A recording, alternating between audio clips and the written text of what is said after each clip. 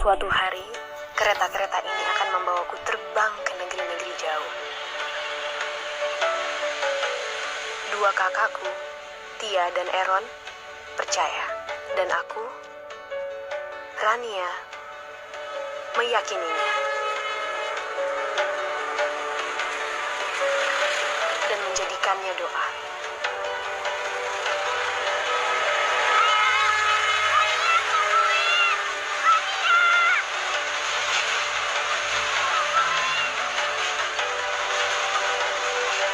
Kami berlari secepatnya agar kami sempat mengisi gerbong-gerbong ini dengan mimpi dan doa-doa kami.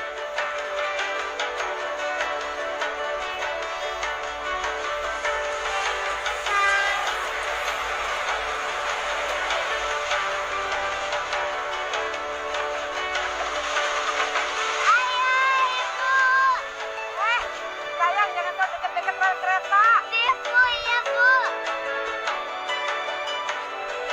Namun gerbong-gerbong itu sempat meninggalkanku jauh ketika aku jatuh dan mengalami gegar otak. Sakit di kepalaku membuatku gagal melanjutkan kuliah. Hingga suatu hari, ayah berkata, "Jadilah Ibnu Batutah untuk ayah, seorang muslim penjelajah yang menjadi rujukan dunia." Kehebatannya mampu melampaui sejumlah penjelajah Eropa, seperti Christopher Columbus, Vasco da Gama, dan Magellan.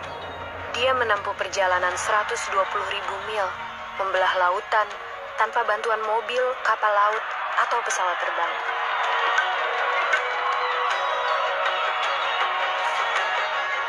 Mataku mulai terbuka. Aku menyaksikan berbagai ritual kehidupan manusia yang berbeda.